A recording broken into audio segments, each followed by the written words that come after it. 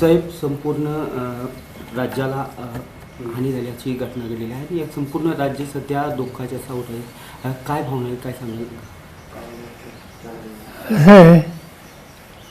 प्रत्येक व्यक्तीचं काही ना काहीतरी योगदान असतं.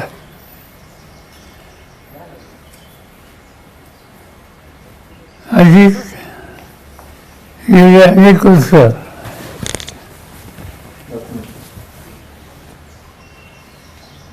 संघटनेचं आणि सामान्य लोकांची सुसवा ठेवून काम करणारा एक कर्तृत्ववान नेता होता.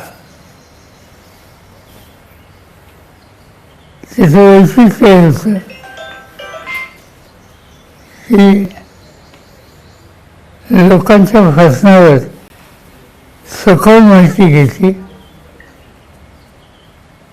आणि लोकांना न्याय देता येईल अशा प्रकारचं काम त्या ठिकाणी करता येईल. त्याचं एक आणखीन वैशिष्ट्य होतं, त्याच्या दैनंदिन कामाची सुरुवात ही सुरू 6-7 वाजल्यापासून व्हायची. आत्ताची जी वेळ आपण बोलतोय, आज ती हव्यात असते, ती घरी दिसते नसते, फिल्डवर दिसते. हे त्यांचं वैशिष्ट्य आहे. आणि असा एक कर्तृत्ववान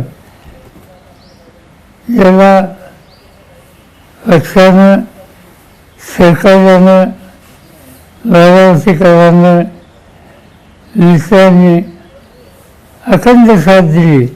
गेल्या किती वर्ष लक्षात नाही, पण 30-40-50 काहीतरी असते.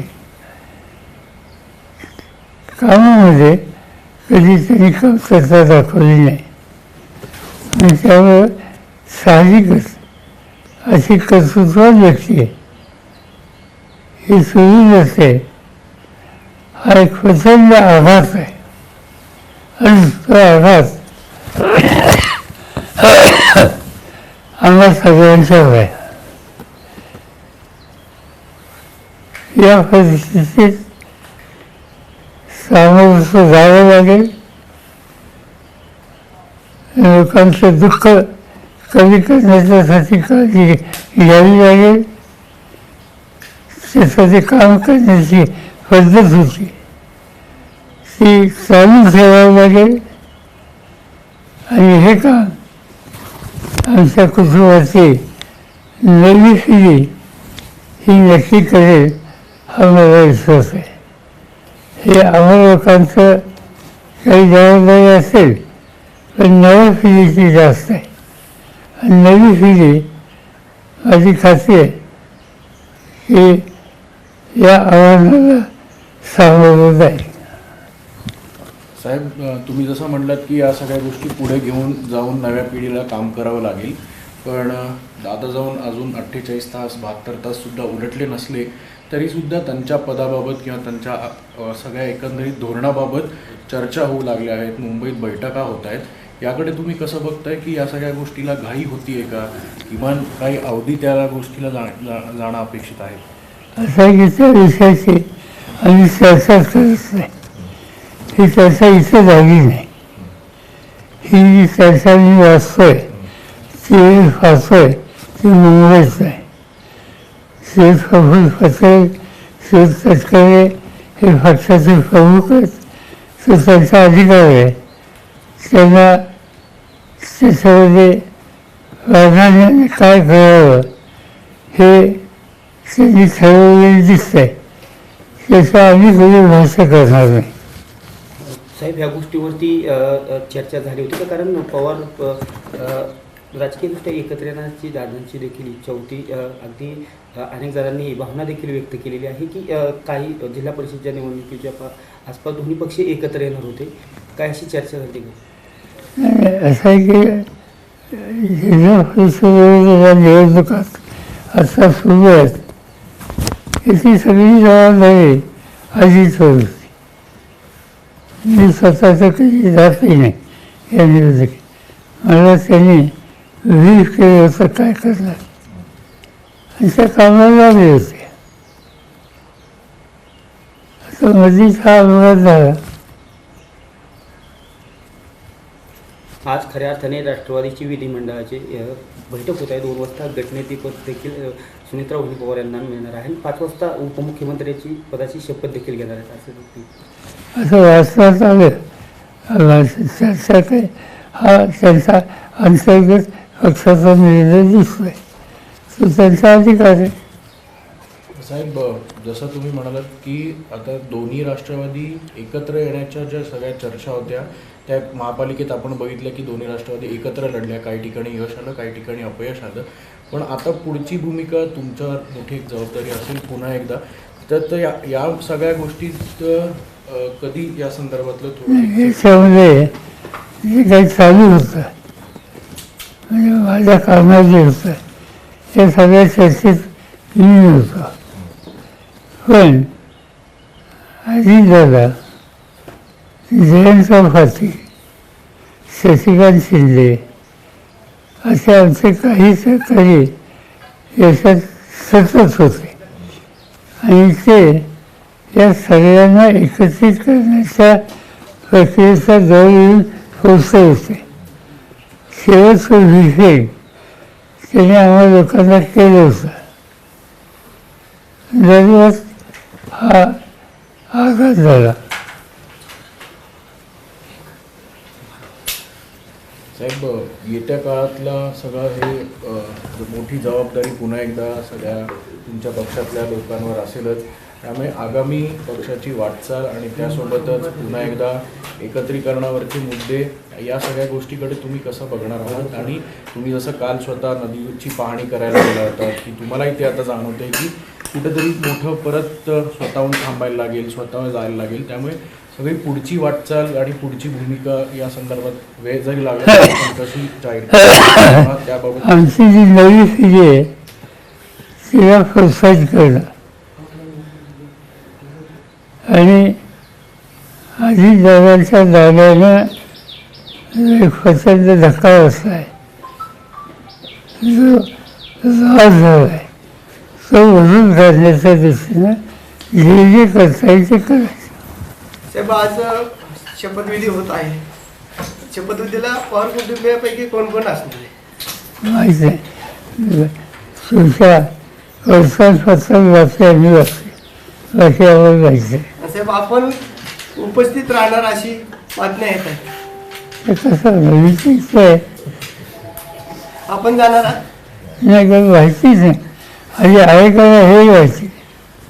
साहेब, खरं तर या संदर्भात कुठली चर्चा झाली तर अजितदादांच्या जाण्यामुळं अनेक गोष्टी ज्या आहेत त्या वेगळ्या झालेल्या आहेत असं दिसतं. त्यावेळेस या संदर्भात कुठची चर्चा झाली का तुमची आणि इतर राष्ट्रवादीशी की या संदर्भात शपथविधी होतोय किंवा कुटुंब भवनाची कुठली कोणाशी नाही. नरेश अरोरा काल आलते, सुप्रियाताई बी त्या नरेश अग्रवाल कोण हे मला माहीत नाही. या गैरसमजा मी ओळखत नाही. काल आपण तातडीने नदीवर येऊन पाहणी केली. एवढं दुःख असतं का? लोक फार वेळ बोलत होते तिथं. त्या पाण्यामुळं फार लोकांना यातना आहे.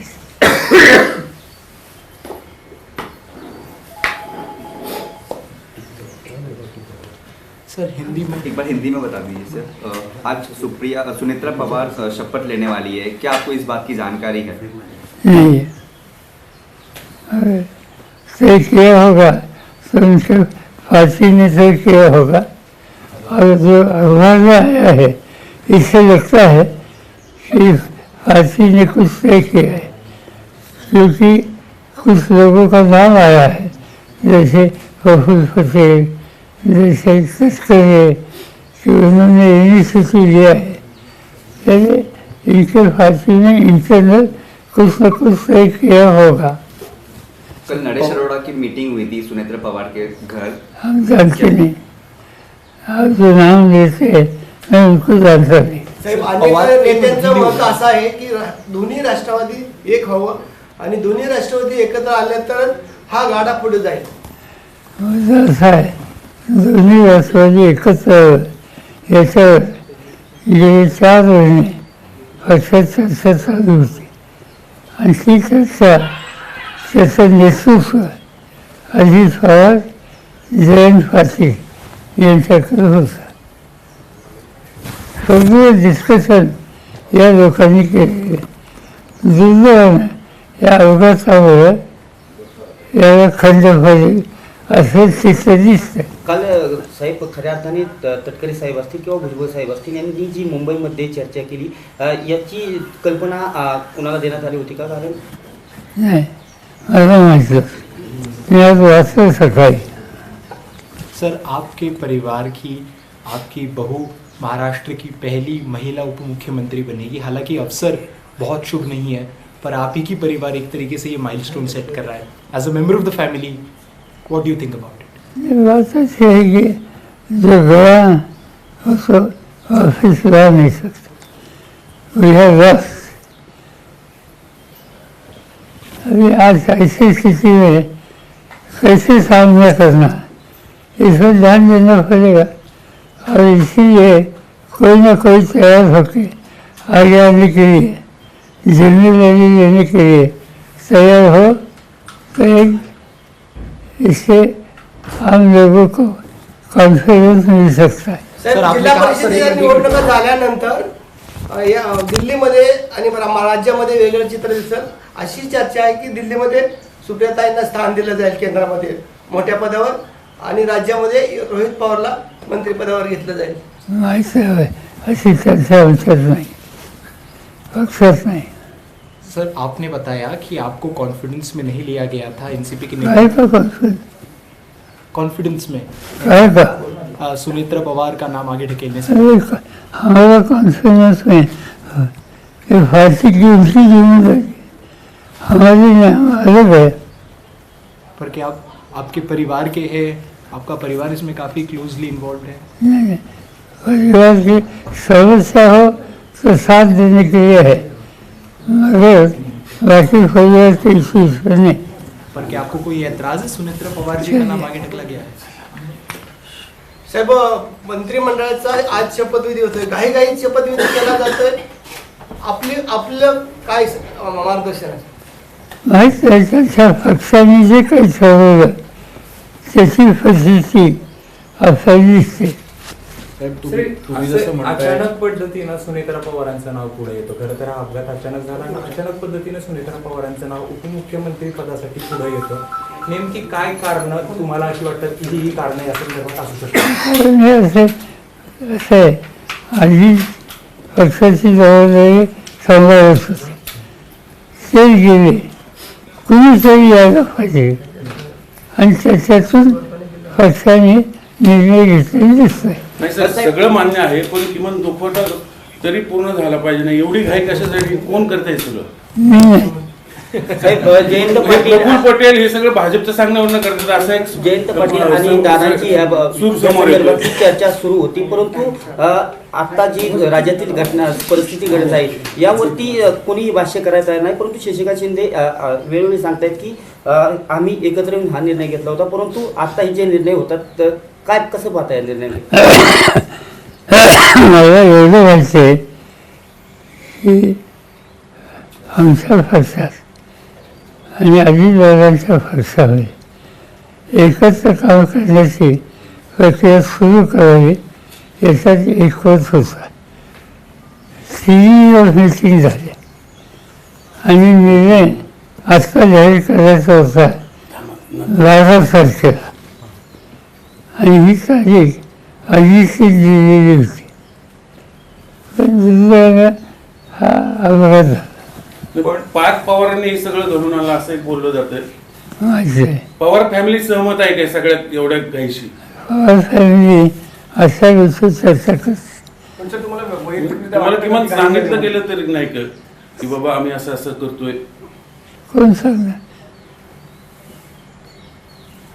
साहेब, एक मतप्रवाह असा आहे की 10 दिवस जरी या घटनेला अजून होत नाही, तुम्ही जसं म्हणताय की कोणाला तरी पुढे येणं स्वाभाविक आहे, पुढे येतील पण या सगळा कालावधी थोडा जर उलटला असता, कारण की ही कार्यकर्त्यांची भूमिका आहे, तुम्ही देखील कार्यकर्त्यांसोबत नेहमी राहिलेला आहात, फक्त हा कालावधी जो आहे हा थोडा जर पुढे गेला असता तर याच्यातनं एक अजून एक ठोस Positivity. पॉझिटिव्हिटी असेल किंवा एक पुन्हा एकदा पक्षाचं नेहमीप्रमाणेच एक भूमिका असेल ती वेगळी राहिली असती असं वाटत नाही काही. नाही, आणि मी तुम्हाला स्वच्छ सांगितलं की आमच्या पक्षामध्ये दोन्ही पक्षामध्ये सुसंवाद वाढावा यासाठी पावले टाकली होती, चर्चा सुरू होती आणि ती चर्चा पॉझिटिव्ह डिरेक्शनने होती. अनफॉर्च्युनेटली या इन्सिडेंटमुळं त्याला धक्का बसला. हे सगळं ही process चर्चा आता- पुढं आणखी प्रोसेस अशाच पद्धतीने सुरू राहील असं तुम्हाला आता सध्या परिस्थितीला वाटतं? माहिती आहे का, मी त्याच्यात नाही आहे. साहेब मुद्दा असा आहे, हे प्रयत्नच तो आहे की तुम्हाला सगळ्या प्रोसेसमधनं बाजूला ठेवलं गेलंय जाणीवपूर्वक. तुमच्या पक्षावर आधी दादांकडे गेल्याने आता सगळं भाजपच चालवणार अशी चर्चा आहे, त्यासाठी सगळं केलं, घडून आणलं गेलंय. मला माहिती आहे, चर्चा तुमच्या मनात दिसते, आमच्या नाही. मग आता हे कशासाठी एवढी घाई कशासाठी? मला काय विचार पवार साहब, सुनेत्रा हा, ठीक आहे, इनफ. नाही तुम्ही सहमत आहात त्या सगळ्या गोष्टींशी? नाही, काही चर्चाच नाही, प्रस्तावच नाही. मग आता दोन्ही राष्ट्रवादी दादांची इच्छा होती, दादांची इच्छा होती ती पुरी व्हावी ही आमची इच्छा आहे. पण आता त्यांची दिसत नाही हे सगळं झालंय त्याच्यावरनं असं दिसतंय. असं काही सांगताच नाही, एकदम कसं सांगताय. साहेब एकंदरीत हा जी परवा झालेली घटना संपूर्ण राज्याला नाही तर देशाला चटका लावून जाणारी आहे. असे अपघात वारंवार घडले, परंतु बारामतीच्याच ठिकाणी हा दुर्दैवी अपघात घडावा याची तांत्रिक मूल्य काय असावी? ॲक्सिडेंटची ॲक्सिडेंट टेक्निकल सिच्युएशन क्या हो सकते. साहेब गेल्या ज्या दिवसापासून हा अपघात घडला आहे त्या दिवसापासून समाज माध्यमं असतील किंवा अनेक नेते मंडळी सुद्धा असतील किंवा अनेक जण असतील ते या संपूर्ण घटनेकडे एक वेगळ्या नजरेने बघतायत. काही जणांचं असं म्हणणं आहे की काही फाऊल प्ले सुद्धा या गोष्टीमध्ये झाला असावा.